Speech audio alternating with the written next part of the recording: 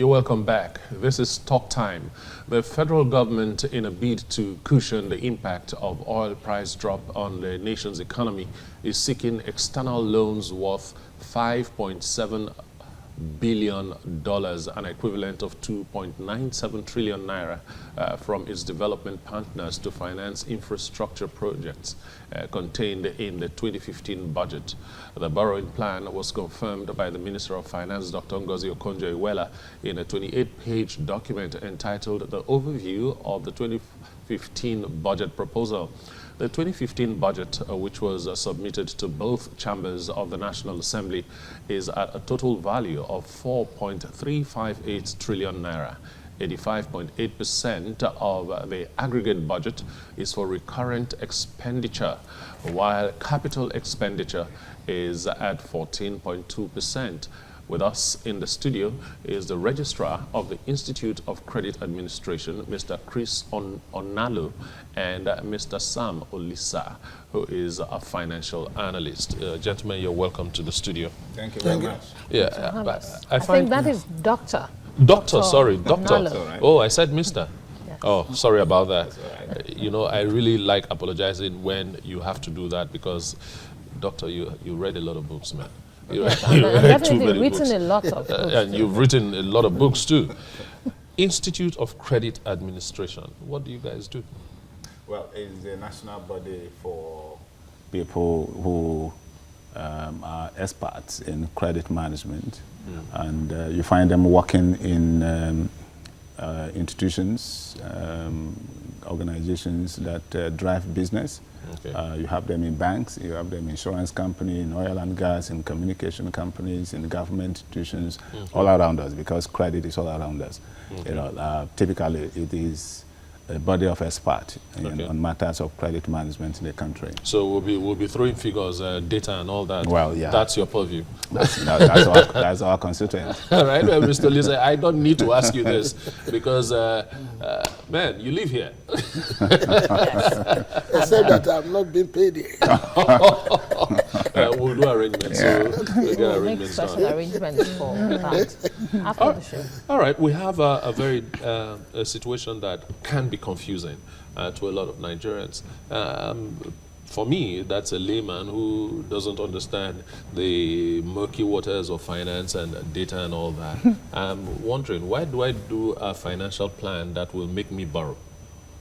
Well, I think, first of all, good morning and Happy New Year, Nigerians. And I pray that the peace of the Lord Jesus Christ will rest upon this nation in 2015. Amen. Amen. Amen. Amen. Yes, you need to plan before you set out, even in your own family. You need to plan to be able to engage in prudent spending and with a view to limiting yourself to your resources so that you can have a healthy financial health and a healthy economic life. And then, yeah, that is applicable to institution as well, down to the nation. Without planning, you cannot come near the point of asking for something to support what you know how to do best. So planning is key. And in terms of credit, as it were, if you don't have a good proposition, you know, you are not going to be able to have access to credit. You know, you are not going to be able to have access to, well, credit in this sense is not only in terms of finance. You know, credit's all around us. We can deal with consumer credit. If I have my credit card and I can move anywhere to ask for a credit line, if I package myself very well, because you can't just step out without having a solid, you know, plan that you can unfold, which depict your health. You know, the condition in which you are, which of course form the basis of another person having any dealing with you. You know, so planning is key, and down to, you know, institutional, business-wise, organizations. This is the first month of the year. People are on their drawing board, trying to look at the swing that will, you know, prevail in their business engineering as they enter into the new year. The planning to move forward and drive their corporate objective to the next level. It also goes down to the nation. Now we are talking about the budget. The budget is a document that, you know, contain the roadmap. How are we going to go this year? What do we want to achieve? What are we spending? What income are we expecting? So all of that can be seen as a document of planning that navigate where you are going, and ultimately, if you are lucky to get there, fine for everybody. All the stakeholders will be affected by it. Yeah. So what's the sense in having such a plan? And I am asking this question, as I said, from the layman's point of view.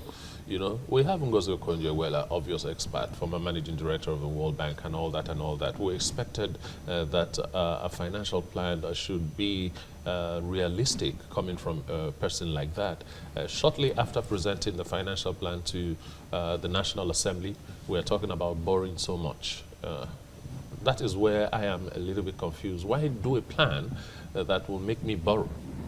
Yeah, first of all, I also greet Nigerians and viewers that Happy New Year.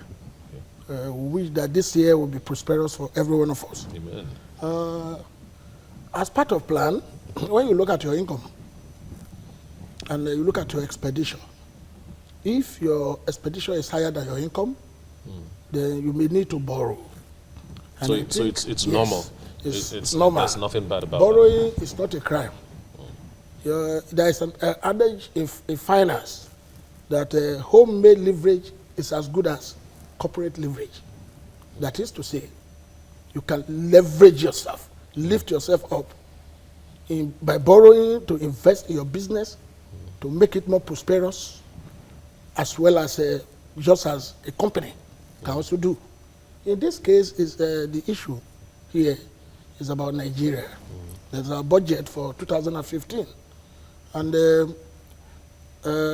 if you look at it, our fortunes have deteriorated as a result of the dwindling prices, oil price. At the time, the oil price went as high as $140 per barrel. It stayed above $100 per barrel for a long period, which we should call boom in this country. At the time, we paid off our debt negotiated by the same Honorable Minister of Economy and Minister of Finance. At the time, even when we were having that boom, we were still borrowing. So, in fact, lenders prefer to lend to those that have money because they know they will be they'll get their money back. So, if we are borrowing, we look at the budget. What do you borrow? What do you borrow? What do you use the loan for? Bringing that to family level, if you borrow to consume, you may find yourself in debt trapped. But if you borrow to train your children, when they come out of school, they will work, you'll be able to pay back the loan. If you borrow to build a house, when you let out some portion of it, you collect rate, you'll be able to pay back. But in this situation, looking at the 2015 budget, which I have looked at, which I have spoken about in your sister station here, that is the TVC Entertainment, you see that when you want to borrow as huge as about $6 billion foreign debt, then domestic debt about $570 billion. Here we are talking about almost 1.6 trillion naira. And your capital expenditure is your deficit. Your deficit is only 756.1 billion. Deficit means what you don't have that you want to spend. Meanwhile, your capital expenditure is so low. It's only about 9% of your budget. It's even lower than that deficit. Capital expenditure is about 387.2 billion, 9%. Now you want to borrow 1.6. That means the chunk of what you are borrowing, you want to consume. You may find yourself in debt trap. And I don't think that we also look at what is our debt profile presently. Our debt profile is telling us from CBN, from Minister of Finance sources. Our debt profile is, our foreign debt is about $9.4 billion. Dollars. That is, throughout the boom, we're still borrowing. Now we have about $9.4 billion.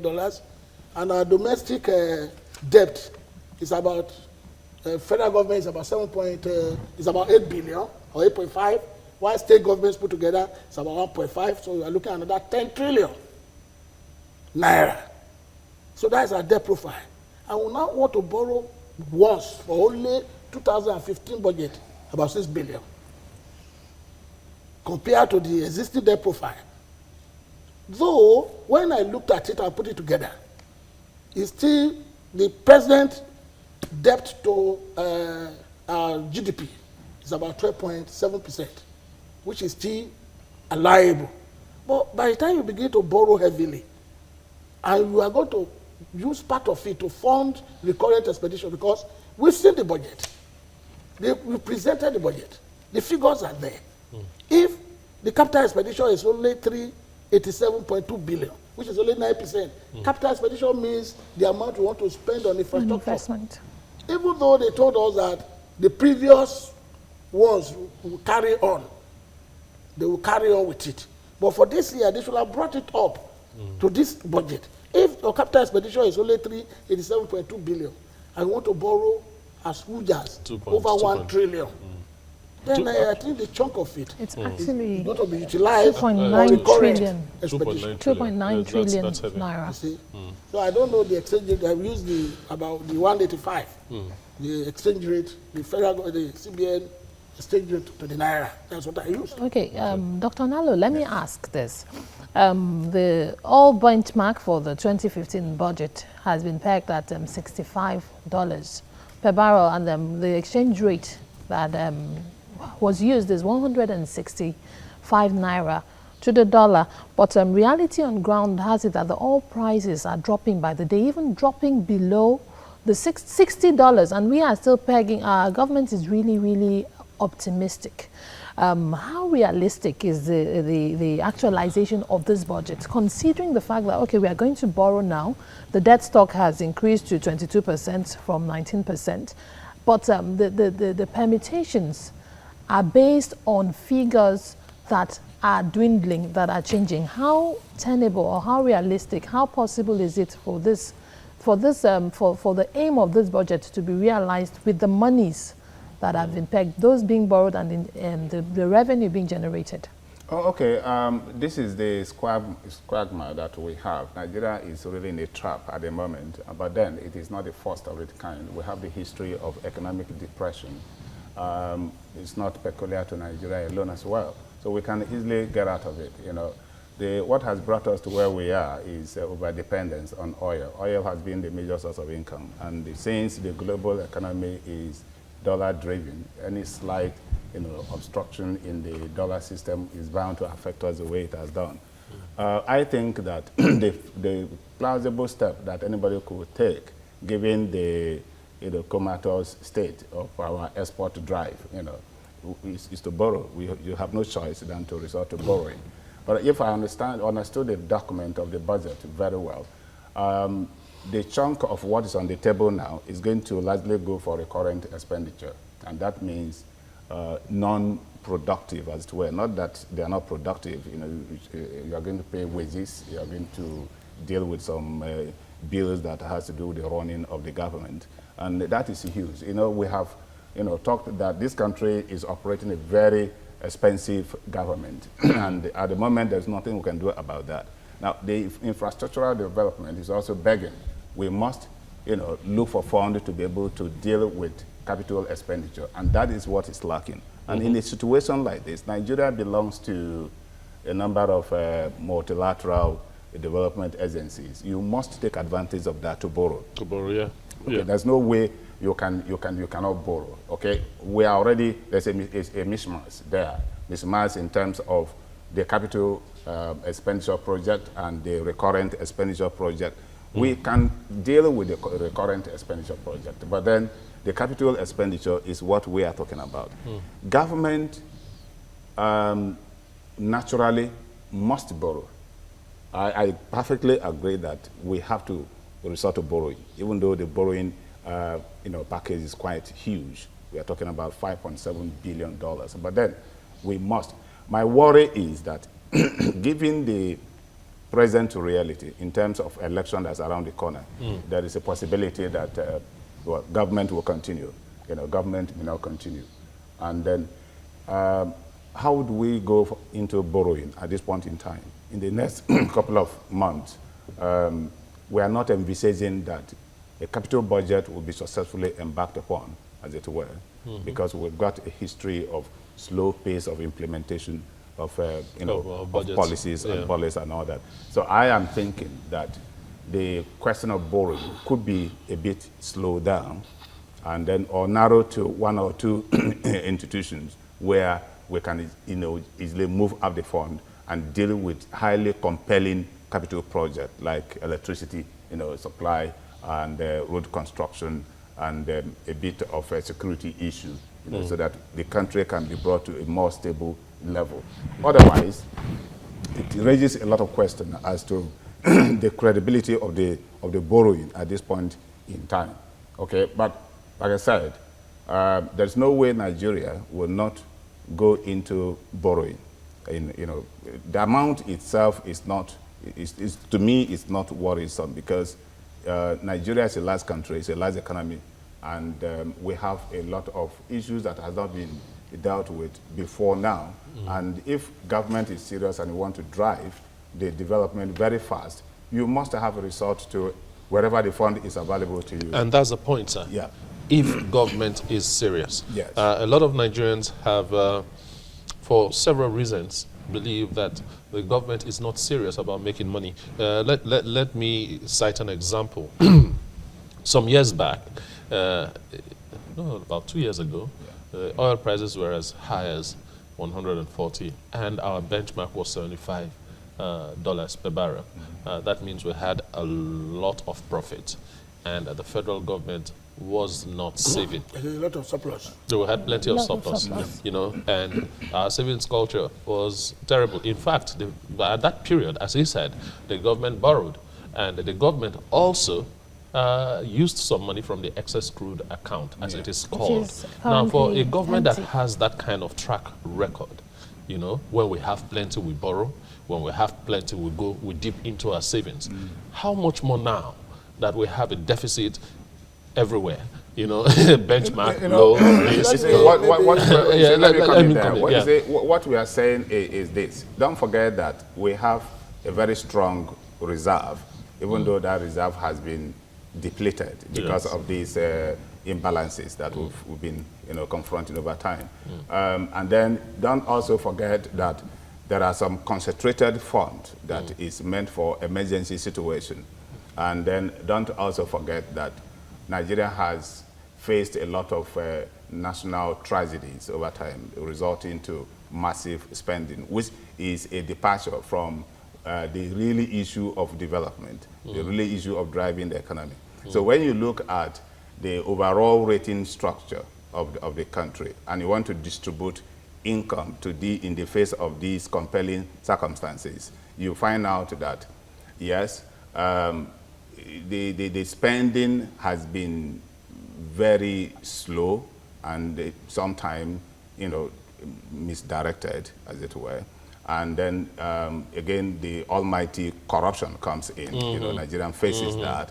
People who are in government sometimes tend to think about, themselves than the people. So you see the suffocation, that the fund available faces, in terms of the Nigerian project. And so I think that the spending habit of the government is something that we cannot really overcome at this point in time, because corruption is entrenched. It's in the body of the governance system itself. But assuming that the national focus is there, and you've got so much money to spend over time, the oil has given us so much money, we have not been able to really distribute it, to the main issue of development. As I said before, if you look at the pocket of diversions here and there, then you come to see that perhaps the crisis, again, it comes to the issue of government failing or not failing. Because if you have a serious government, some of those issues can really be addressed. These are issues that can be addressed easily. Okay. Yes. Sorry, you wanted to interject earlier on. Yeah. First of all, in the area of the revenue estimate, by using $65 per barrel, that has failed before the budget took off. Yes. Because right now, the OPEC basket is around $54 per barrel. So I think that has also informed the reason why the government wants to borrow this huge amount. And looking at the budget and looking at the past spending, the major problem of this government is a fiscal indiscipline, wasting of funds. Now, let's look at the budget. Compare 2015 budget with 2014. If this government is really serious with austerity, austerity means you cut down government expenditure. Yeah. Now, the income, the expected revenue based on $65 per barrel is about 3.6 trillion, as against 3.7 trillion in 2014. Now, when you come to the current expenditure, that is the area where we expect some cut down. serious slashes. Yes. In 2014, on statutory transfer, that is money you give to National Assembly, you give to INEC, Judicial Commission, all those statutory transfer. In 2014, it was 408.7 billion. But in the situation where you now say you are introducing austerity, it went up by 9% to 411.8 billion. Is that austerity? That's definitely not austerity. When you look at personnel costs, that is MDAs, ministries, departments, and agencies. In 2014, it was 1,769,000,000 naira, which was just about but by this 2015 budget, it has been jacked up to 1,836,000,000 by 4%. You see, by about 4%. Yeah. It went up. So where is the austerity? Then debt service, because we already have servicing debt some burden, loans, which is over 10 trillion. 10 trillion. In 2014, it was 702 billion. But the budget 2015 is now 943 billion. That is without this new borrowing coming in. But by the time this new borrowing huge amount comes in, it will be above 1 trillion. So once again, we might find ourselves in debt trap if care is not taken. Let me come in there. The coordinating minister of the economy had said during the budget presentation that the reason why the capital expenditure capital budget was cut down and recurrent was not tampered with, or rather increased, was because salaries, you couldn't just juggle it immediately. If not, people will end up not being paid and all of that. Please, that is what I'm saying. You borrow to consume. Yes. It's not good. You borrow to invest is better. You borrow to invest. Yeah. You borrow to invest in your infrastructure. So what could have been done differently for there to have been a balance? Definitely, if you want, the Minister of Finance should have looked at the recurrent expenditure, particularly the personnel cost, because we believe that an average civil servant, if you look at the average, they are not the ones spending this money. No. Is the top echelon. Yes. That's spending the chunk. It's not the civil servants. It's still going to continue. Then coming down to capital expenditure, which is only 387.2 billion. What is it going to drive? That means there will be no more new no development. Yes. So for the 2015. So the borrowing, we should be careful. I'm not saying we should not borrow. Borrowing in itself is not bad. But when you borrow, you must utilize it for productive activity instead of you to consume. But even when the boom was there, this government cannot discipline their spending. When the boom was there, look at our SS crude account. The money is finished, almost virtually finished. Look, something wet, we are not hearing anything about it. Then, in this country, have they ever done review? You always hear budget at the beginning of the year. Do we hear budget review at the end of the year? What happens to the money returned? People should we should ask. These are questions we should ask. Now, what I expected, once you have this problem, you face reality. You go with zero-sum budget. In other words, you don't run deficit budget. You cut down your expenditure very seriously.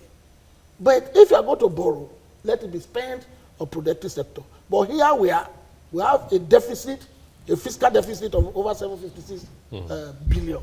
And for God's sake, where is the rolling plan? In those days, we used to do 5 years development plan, 3 years rolling plan. Though recently they brought in what is called medium-term expedition structure, but they're not following it. They are not. We're still doing year by year budget. Yeah, your analysis. Okay, go ahead. Yeah, please. The essence of borrowing, as far as I understood that budget, is to finance the capital project, which has not been adequately taken care of in the current budget. And it's one thing we must realize is that the recurrent expenditure, which is largely going to be attributed to what we pay, wages and all of that. You cannot at this point in time reduce the level of wages that we are committed to pay. Why? It's impossible. No, let me come in there, Yes. sir. It is not It takes a very short period. It takes a very short period for the National Assembly Yes. to read through political issues. Yes. You know, why would it take so long? I beg your pardon. I have to interrupt. We have a caller on the line. Okay. Oh yeah. So we do. Sorry. Let's take this Doctor, call. we have a I caller think it's from Babakura. Maiduguri. Babakura from Maiduguri. Good morning. Thank you for joining us. Good morning. What are your contributions? Why Jonathan is not concerning us what is happening in our area? Sorry, you obviously asked the question and we didn't get you right. Could you repeat the question? I need questions. Jonathan has to even take care of our lives and our property. Now, presently in Baza, so many people are. Well, I think Babakura is talking about the insecurity in Borno State. He's from there. As we read earlier on this morning, over 13 local government areas are completely controlled by Boko Haram. And people that live around there don't want to hear budget and all the permutations. They just want to know how safe they are. How safe they are. So we even understand enjoy your position, but the dividends. we're talking about the budget and you were saying something, Yes, sir. I was saying that this budget is going to be halfway implemented by the current government. Okay. And the coming government is going to have a say in that budget as well. Yeah. So when you are looking at what has been on the ground, the presidential system that we are running is damn too expensive. The agencies of government are everywhere. Some of them, you know, doing what other duplicity of duplicity and all that. But then it is Nigerian people that are there, and you got to pay them. When you look at the current expenditure, it is something that you cannot temper with at this point in time.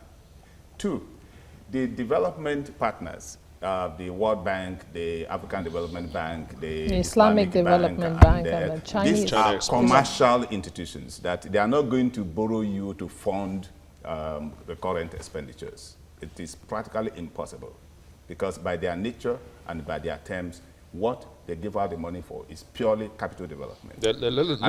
Let's look at the financial discipline or indiscipline of our country before now. That's right. You know, yes, the document will say it is for capital expenditure, but will it be capital expenditure at the end of the day? In terms of, say, nobody gives you money and leave you alone to spend it without some measure of monitoring. You know, all these countries that has development agencies already have the behavioral record of its country that come knocking. This is not the first time Nigeria is borrowing, you know, from them. We've had antecedent that is not too good. And I think it was Obasanjo administration that was able to, you know, work so hard and see debt forgiveness wherever it was possible. And then, you know, some measure of negotiation were able to discharge our debt obligation that has been hanging on our neck for a very long time. Now, we almost came to a zero level. And then here again comes the, you know, the depletion in the revenue resulting to the current situation that we have. I think that the prudency in terms of management of what we're expecting, I believe very strongly within my mind, and given the history of the current minister, that we cannot borrow and that money will go into expenditure. You know, okay. Looking at part of the. Excuse me, please. Yes. I'm looking at part of the 28-page document presented by the minister. The borrowing is actually for stipulated projects, like the Chinese Import-Export Bank is giving the loan for the hydroelectric power project. Right. There's another project for the East-West road. And there's one for rail and technology, clean energy, and all of that. So they're actually going into specific infrastructural projects. They are not actually going into service. And that document also stated that some MDAs would not get allocation. In 2015. That means some of these agencies that duplicate activity of others will be cut off or totally shut down. You know, that document states so. Yeah. But my question is, I'd like to ask you, Mr. Olisa, as a financial analyst, MDGs, Millennium Development Goals, this is 2015. United Nations, Nigeria is a part of the Committee of Nations. There capital expenditure has been cut down to 14%. Nothing is being said about what is going to be done towards curbing HIV/AIDS, malaria, because education and all whatnot. We are looking at borrowing to fund infrastructural projects, roads, power, and all whatnot. The Millennium Development Goals that we are Nigeria is one of the richest countries, but ranks number 3. As a country that has the poorest people behind China and India. I'd like you to please throw some light on how we are going to reach a balance as a country. Not just every year we have another fiscal document put out by government. Yes, there's roads being built here and there, jumbo pay by our senators and National Assembly members. And then the development as a country is decaying. How then can we reach a balance? Now we are borrowing for infrastructure. What happens to development of the nation as a whole? Thank you very much. First of all, I disagree with my colleague who said that there's nothing we can do about the recurrent expenditure, or particularly about the payment of the salaries, whatever. I disagree. I disagree in the sense that if you really look at the diagrammatic analysis of these payments, most of the payments are not meant for the average civil servant. Yeah. The huge amount being used is on the few top echelon. Even though the Honorable Minister said that there will be no foreign training, no foreign trip, just wait. Can we rely on that just open statement? So there's something that can be done. His second return to Nigeria as Minister of Finance, after the first stint, I expected that he will come and restructure the budget, because emerging nations spend more on capital expenditure, like we said. The emerging nations, they spend more on what can generate employment, what can alleviate poverty. But Nigeria is just proliferately spending on recurrent expenditure year in, year out, undermining the MDGs, the Millennium Development Goals. And I still believe that recurrent expenditure can be looked at and restructured so that we'll be able to have money to spend on capital expenditure.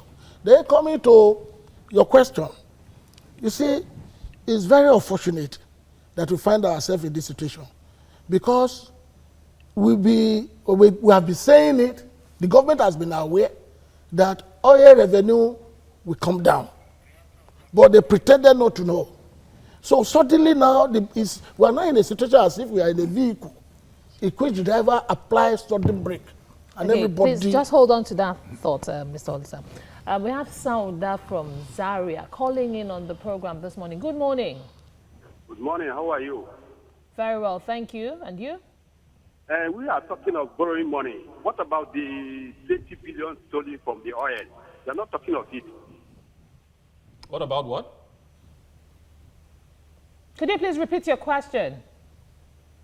I said you are talking about borrowing about $5.something billion dollars. What about the 20 billion stolen from oil?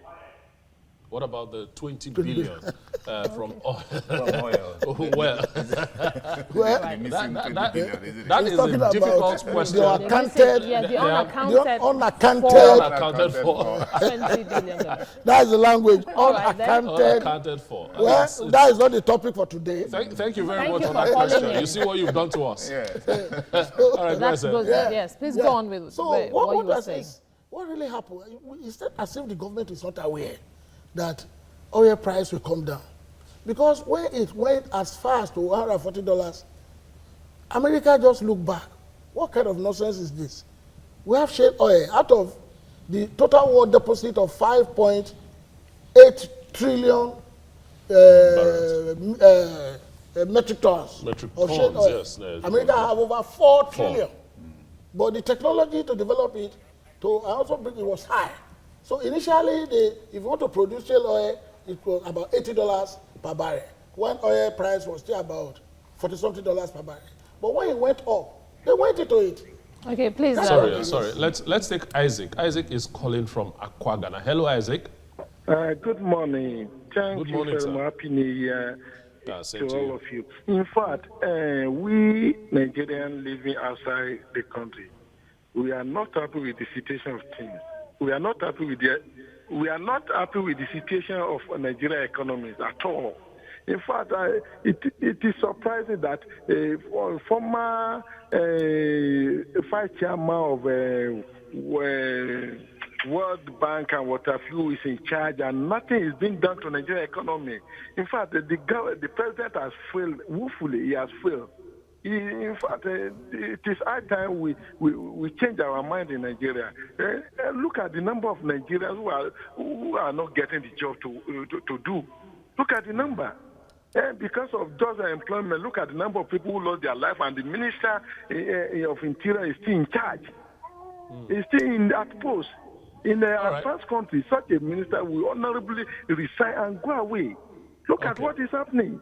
In fact, Okay, I think your point is made. The government has full Sorry, Isaac. Your point is made, and we really appreciate you.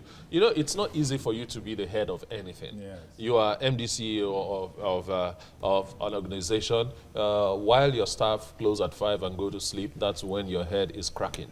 You know, and it's the same thing with Mr. President. So, whatever sector goes bad, he takes the flak. Yes. But let us look at this. You, Doctor, you have been talking a whole lot about doing something to the recurrent expenditure. Let me give a classic example. A member of the House of Representatives, for instance, by law should have 3 PAs. Those PAs are entitled by law to have 2 PAs each. What do we need that for? All that can go. All right?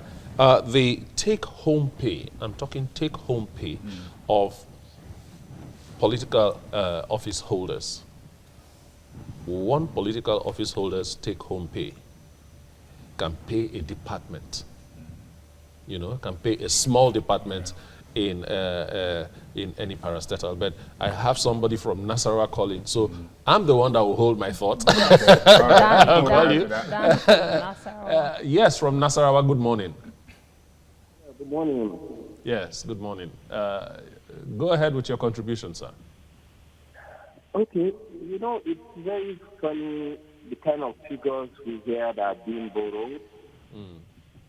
We hear of previously we had $1 billion was borrowed for security.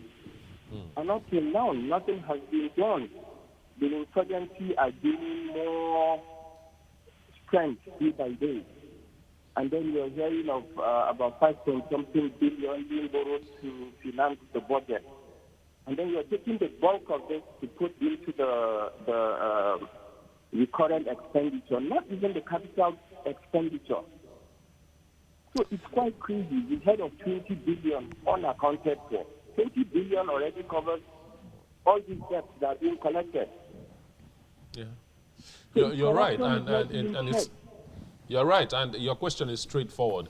If the experience we've had before, thank you very much, sir. Thank you. If the experience we've had before shows that we borrow and we spend it on things that we spend it on non-investment issues, what's going to be the difference in today's case? And like the question I was asking you earlier, we have a lot of areas that we can look into to reduce the recurrent expenditure.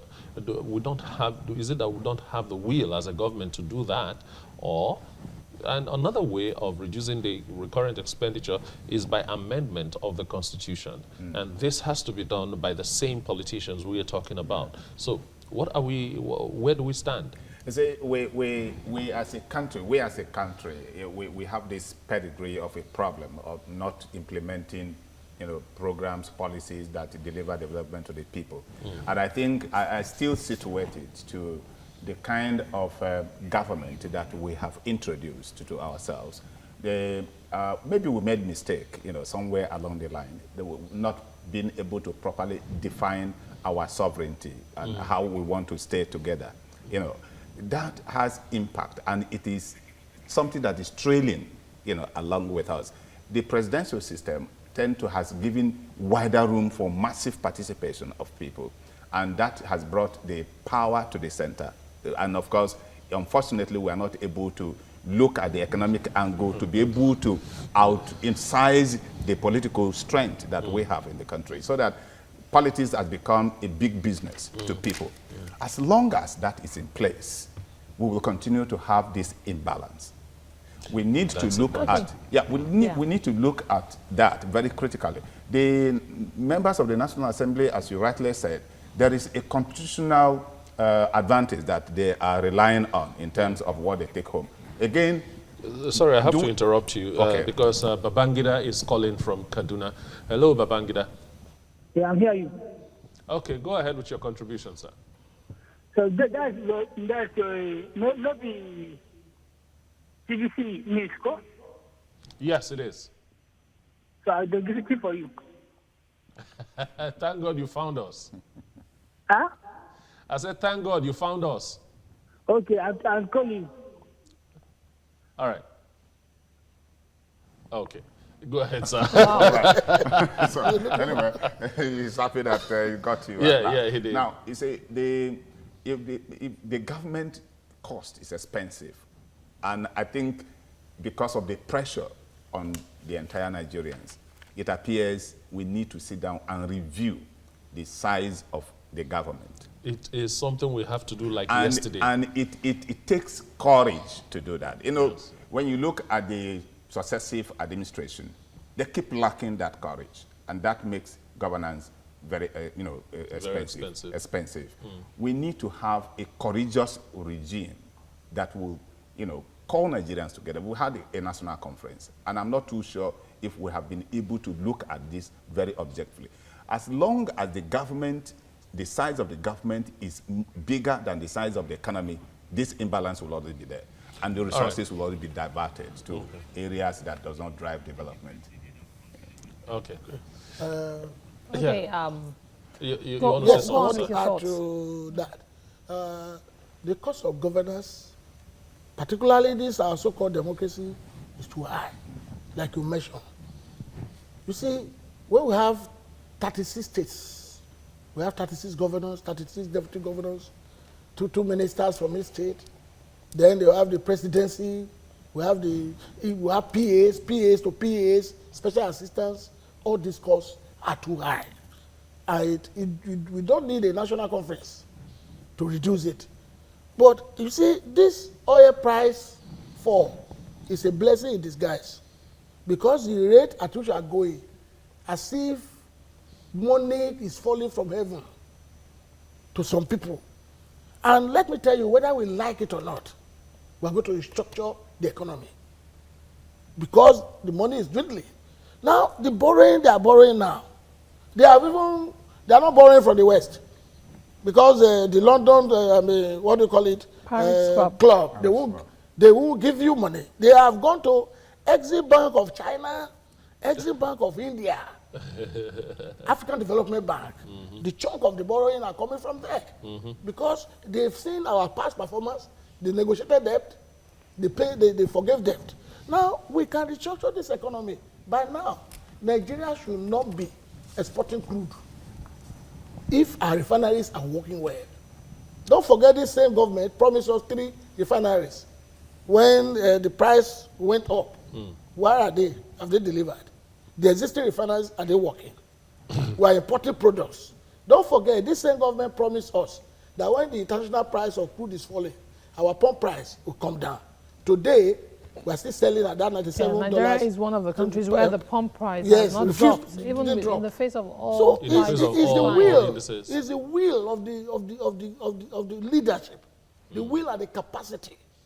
That The is problem, lacking. that is the problem we're having. All right, to if you're, drive just, this economy. if you're just joining us, it's TVC Breakfast. We're looking at government's intention to borrow $2.7 billion, $5.7 billion, that translates to something trillion naira. And we are saying in the studio that maybe we should do something about cutting down the recurrent expenditure. I'm looking at a country where we have 82 ministers. That is rather high. 82 ministers and minister of states. 82. That is too much. And government spending, look at the budget. Almost everything that we've planned for will be going for salaries and so on. Okay, it's still the program, but we'll take a little break and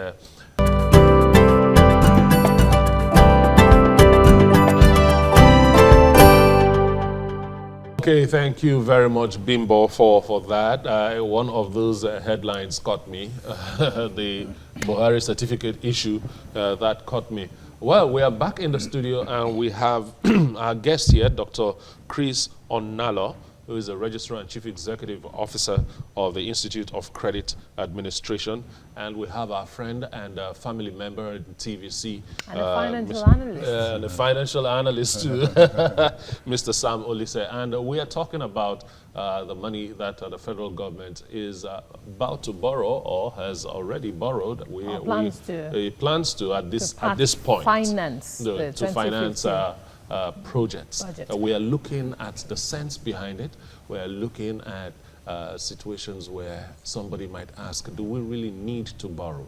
And with the track record of successive governments, not just this one, are we sure the country can carry the debt burden that will arise from this borrowing? That's what we're trying to do on the show. Okay, so, let me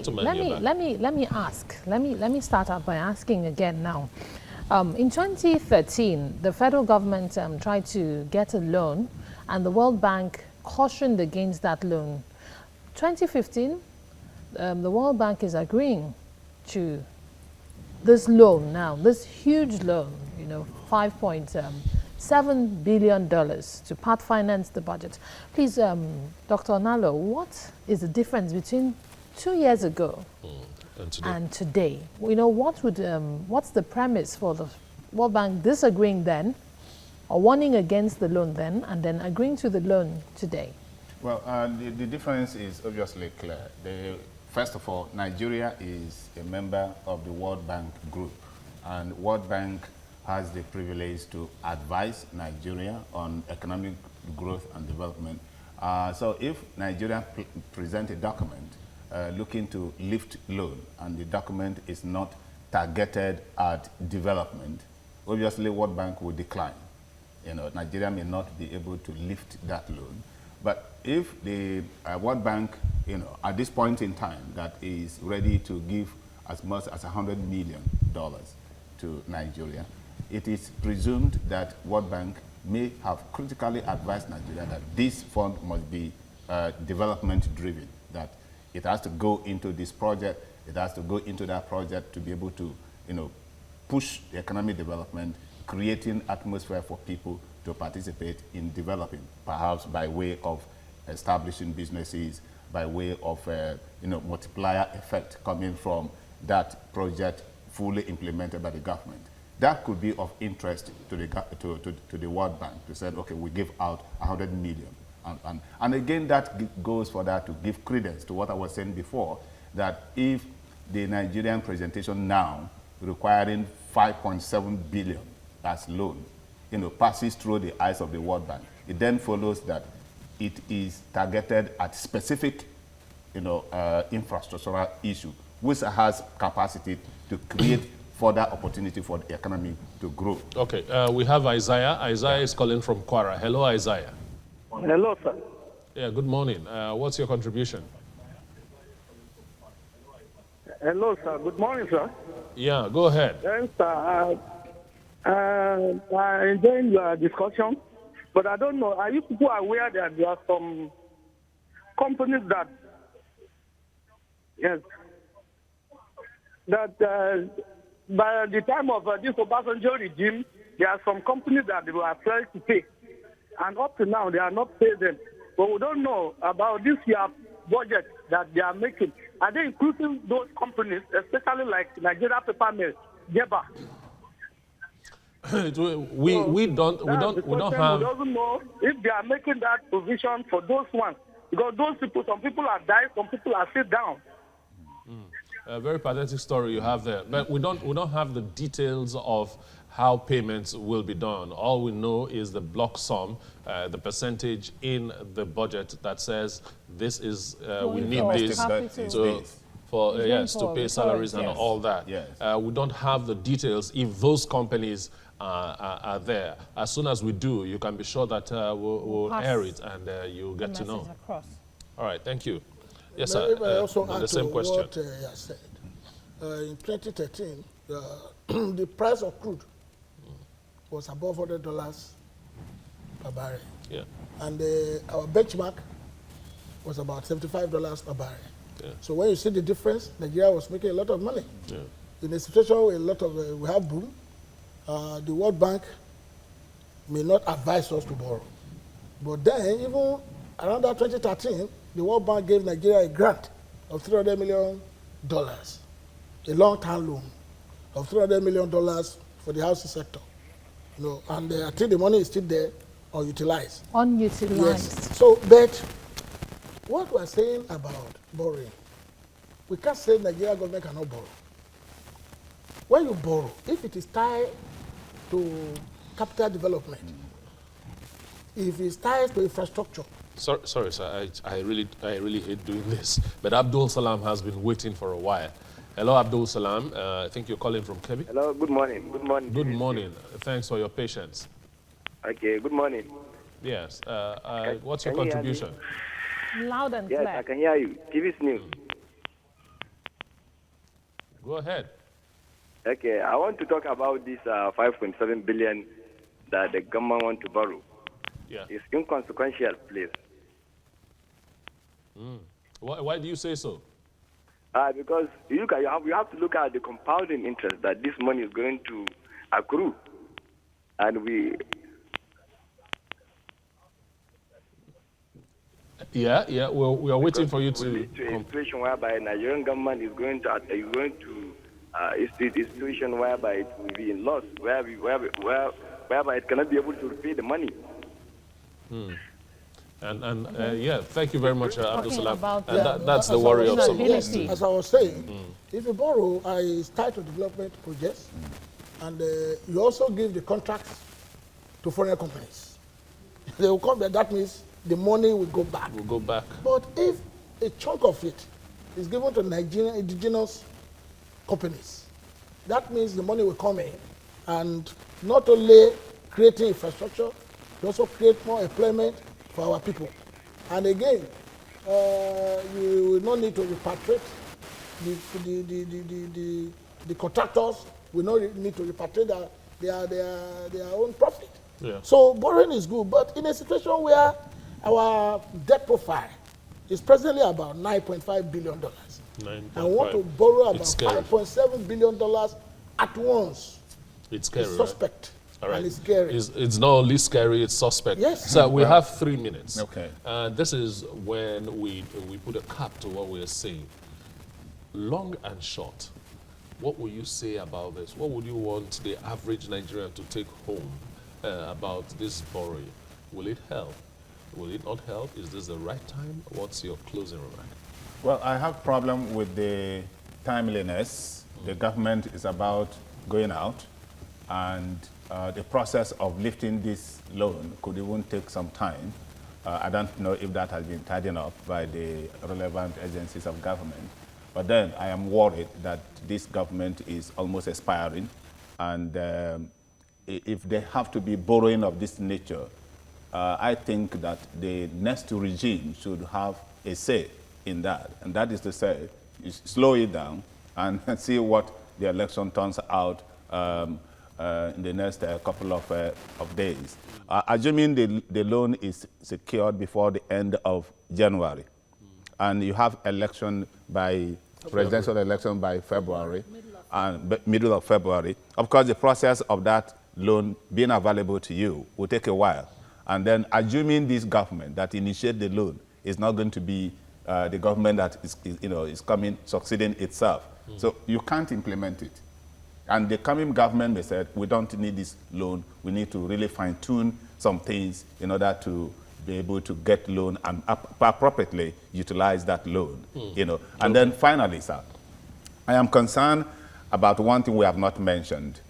The World Bank, African Development Bank, the China Import-Export Bank, fantastic.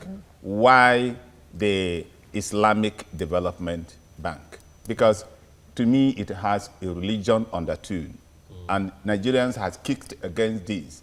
This is about the third time that this Islamic development loan of a thing is coming up again. The reason I'm stressing this, my specialization is credit management. Islamic Development Bank has its own terms and conditions, which may not appropriately fit into the Nigerian economic development system and are compatible with the terms and conditions by World Bank, African Development Bank, and this other bank. So there's a problem there. Okay. And I don't see how these two funds can mingle together and give a clear economic development agenda that we need. And even, I have a problem there. Even repayment.